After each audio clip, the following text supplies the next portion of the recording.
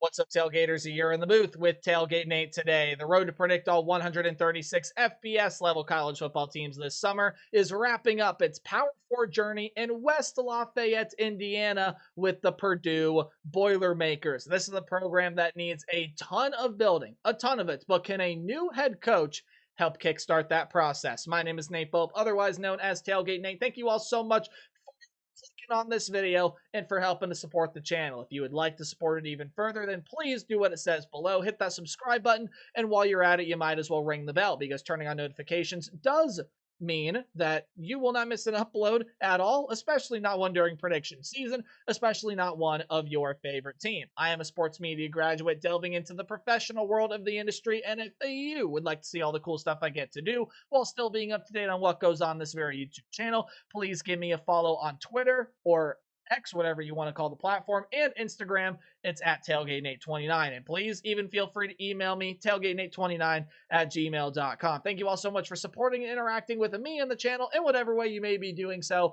And the Power 4 prediction journey ends here today. The Purdue Boilermakers are your last Power 4 team, and we will be all group of 5 after today. This is a Purdue team and a Purdue program that has been left really shallow and at the bottom of the Power 4 ranks and at the bottom of the Big Ten Conference. This is a Purdue team in which overall as a program, it needs a ton of work, it needs a lot of building, but they brought in a guy in Barry Odom who I think is definitely a good name to help build this program back up. Look at what he built at UNLV. That's a program that had not had a lot of success, and he built them into one of the powers in the Mountain West Conference. I think he can definitely, maybe not quite do the same here with Purdue. I don't know if he can turn Purdue into a Big Ten power, but what I do know is I think he's a good guy to get this program jump-started in the right direction. How do we do preview predictions here on the channel? Well, we are going to go through a roster overview, offense to the left, defense to the right. End of the video, we do dive on into the Boilermaker football schedule. I'll give it a game-by-game preview and prediction, and this video overall is here to tell all of you what I think about the Boilermakers here in 2025. Before we do get started, right down below me, returning production numbers are according to ESPN, factoring in transfer portal additions up to a certain percentage. What's more, it's even down below that, recruiting and transfer portal ranks for the class of 2025 are according to 24/7 Sports. With all of that said and done and out of the way, let's get into all of the jargon around me, and we are going to start as usual over here to the left with your offense. It is Josh Henson, who is leading the charge as the offensive coordinator this season. Purdue last year's starting quarterback, his name, what for the most part last year, was Hudson Card. 1,641 yards, 9 touchdowns, 7 interceptions. He was okay in moments. He was not very good in others. And this overall was just a quarterback room that did really struggle, and Hudson Card is going to leave the program. They need a guy to come in and massively elevate the level of production that we've seen over the past couple of seasons with this Purdue team. Well, your quarterback situation is going to be quite the struggle this year. Ryan Brown does come back, 532 yards, 4 touchdowns, 2 interceptions on 56% completion percentage last year, and did overall, if you were to extrapolate that sample size outwards over as much playing time as Hudson Card got last year, he would have had a lot more production than Hudson Card was able to put up. You are getting Malachi Singleton to transfer into this room as well. He is coming over from Arkansas. You have some more transfers, you have some more returners, and to me it really is a big mystery as to who exactly is going to start, because again, Evans Chuba is transferring in, you have Bennett Meredith that's returning. I'm probably going to lean towards the side of Ryan Brown, a guy who saw playing experience with this program last year, and even though you are implementing a new system, Ryan Brown I think is probably going to end up starting day one. However, I could see 3 or 4 quarterbacks getting playing time for this Boilermaker team this season, because I just think, again, this is a quarterback room that I don't think has one definite and neat solution. However, what does is your running back stable. Devin Mockabee is a dog. He is really good, and he does come back. The redshirt senior last year had 687 yards and 4 touchdowns a season ago. However, there is a lot of depth that is going to be leaving him. He is going to be losing Reggie Love, who had 372 yards and a pair of touchdowns with this program last season. You are getting Malachi Thomas, a transfer in from Virginia Tech, to try to help him out. Last year with the Hokies, 165 yards and a touchdown, and the year prior, 381 yards and a pair of touchdowns. So he definitely has the experience, but he needs help, right? He needs more production behind him because it was mainly the likes of Mockabee that was having the bulk of the carry out of the running back room last season. Again, Love was pretty solid, but beyond that, there really was nothing. It is up to Mockabee to, again, be that lead force and be as good as he has been, and maybe even increase his level of production a little bit there as well. Sorry, there was a fly. I had to swat it away. There needs to be some more depth that stands up here, and hopefully Malachi Thomas is a solution to that, a guy coming in through the portal. Receiver room. You're losing a lot of wide receivers. You're losing a lot of tight ends. Most notably, Max Clare. The tight end is now off to go play with the Ohio State Buckeyes in Columbus, and was the best receiver or actually best pass catcher on this team far and away. 51 catches, 685 yards, and 4 touchdowns. He led every major statistical category, and a lot of really highly rated and really productive wide receiver pieces. A lot of the lead pieces are gone off of this team from last year as well.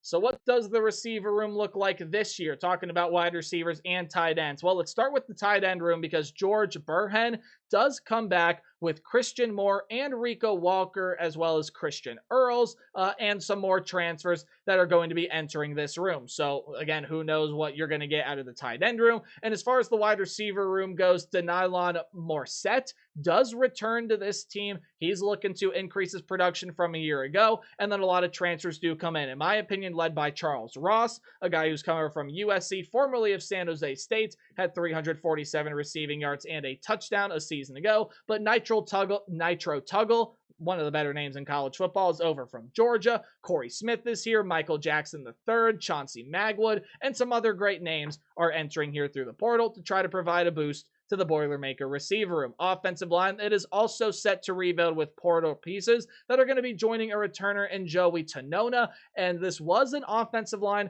overall that was not too bad last year. Yes, it can improve in run blocking, but it only allowed 9 sacks a season ago. I don't know if you're going to get that same level of production this season out of the offensive line. However, Tanona at left tackle can anchor, while a lot of these offensive line transfers, we'll see how well they're able to fit into this program. So overall, when I take a look at this Purdue offense, again, the quarterback situation is the most interesting one to me. I do think you got some pretty solid portal pieces coming in here, and I do like Devin Mockabee. I don't think your offensive line has the same amount of production that it did last year. And again, to me, it's that quarterback position that is the most notable and probably most important thing that you need to figure out for this Boilermaker team this season. Is it going to be Ryan Brown? Is it going to be Malachi Singleton? Is it going to be Bennett Meredith? What about Evan Chuba, however you pronounce the last name? Who is it going to be out of this quarterback room?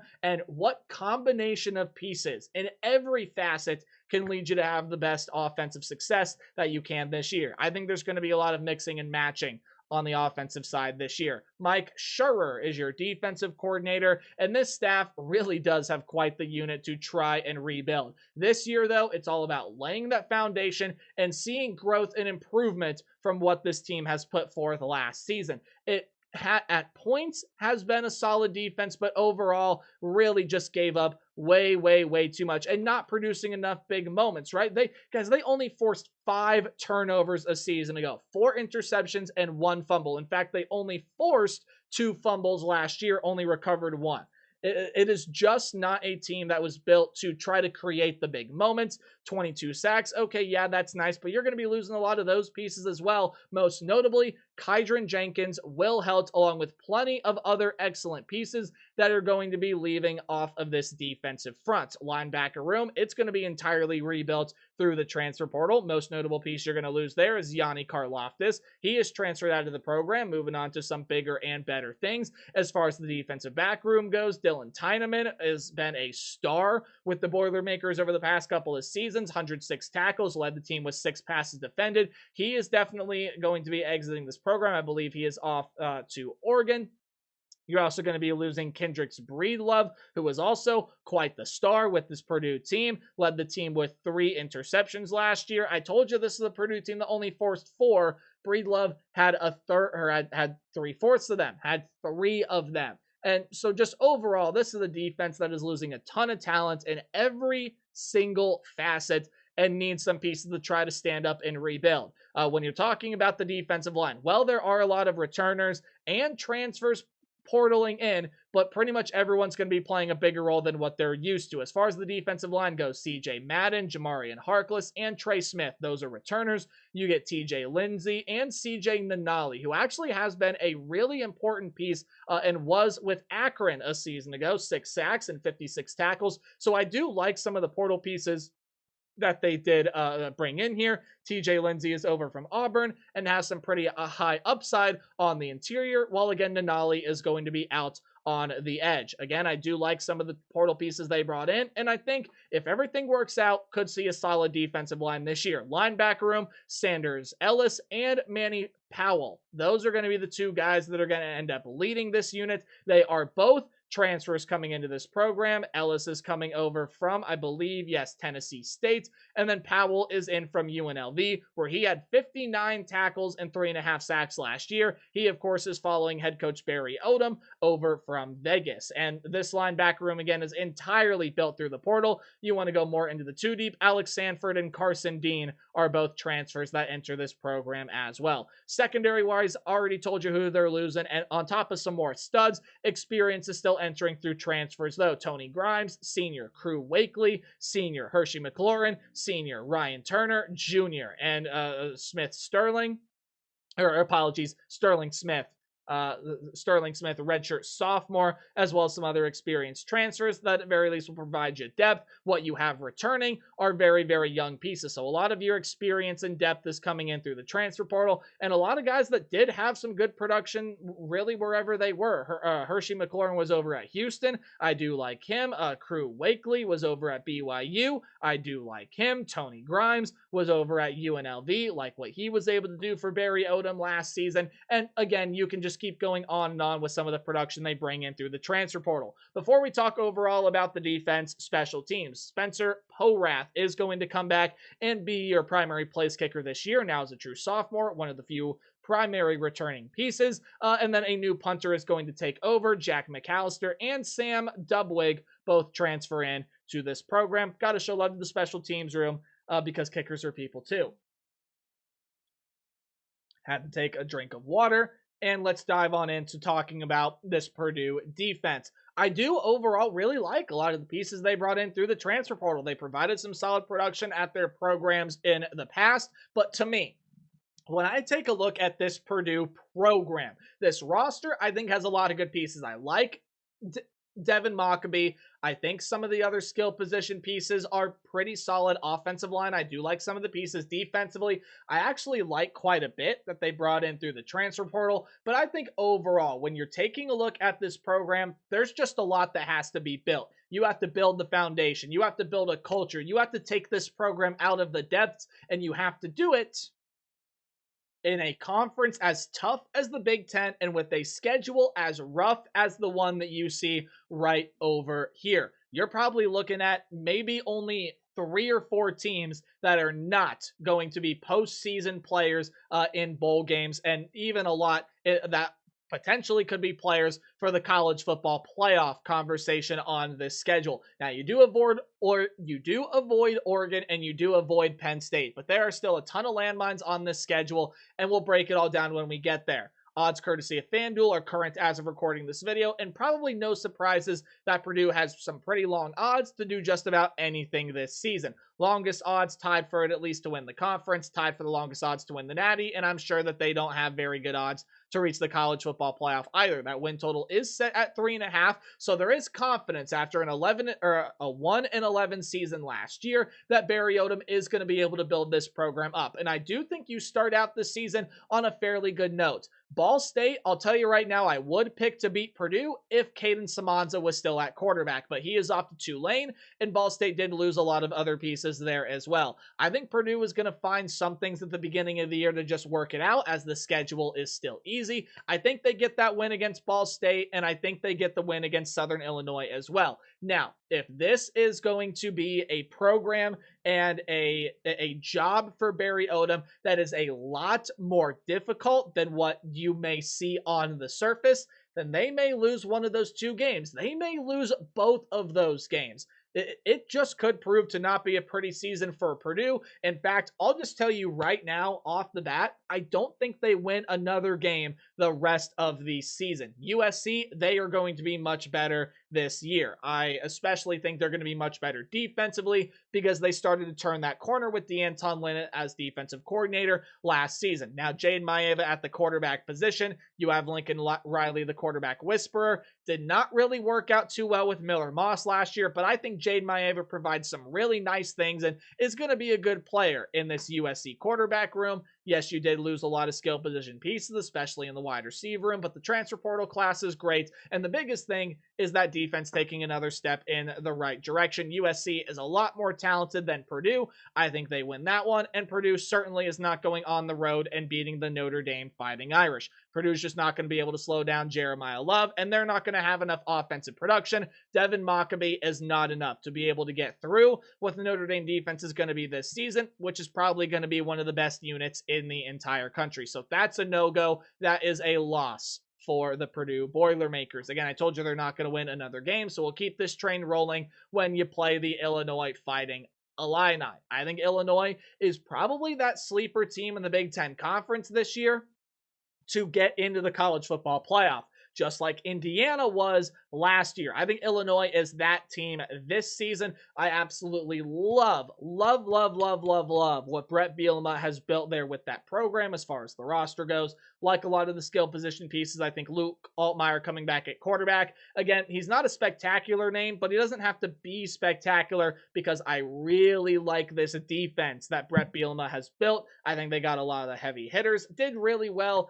and have some nice things going for them as far as the transfer portal goes. I do really like what Illinois is building. I think they're the sneaky team in the Big Ten this year. Probably my favorite outside of the big name brands to make the college football playoff out of this conference, and they will be able to beat Purdue. Minnesota, same thing. Minnesota's going to be really tough and physical defensively, and they're going to be able to give it to this Purdue team in every single facet. I do like Drake Lindsey at the quarterback position. I like Darius Taylor as one of the most underrated, yet he's going to be one of the better running backs in the entire country, and especially on the offensive front. Yes, you do lose a lot of good talent, but I think you do well in the transfer portal, and defensively, again, I already told you, they're going to be really rough and rugged and hard to break through. So after you win your first two games, you've lost your last four. And again, I don't think that losing streak stops. If it is going to, though, and if this is going to be a Purdue team that wants to exceed and hit the over on that win total this season, these are the two games. These two games right here against Northwestern and Rutgers where they have to be able to deliver, because in terms of the entirety of their Big Ten schedule, these, in my opinion, are by far and away their weakest opponents on the schedule. And if you're going to play any team out of the Big Ten Conference that is not going to make a bowl game this season, it's probably this road game against Northwestern, and it's this one right here against Rutgers as well. Northwestern could not make a bowl game because they have some building to do of their own. There definitely still is a lot of the program that needs to be built up, a lot of the things that need to improve. And while they have a pretty solid head coach in David Braun, I just don't know if a lot of the talent is going to work out. Now, I think Preston Stone can be a very viable option at the quarterback position. Defensively, I think they have some nice things. But overall, I have a lot of questions for this Northwestern program.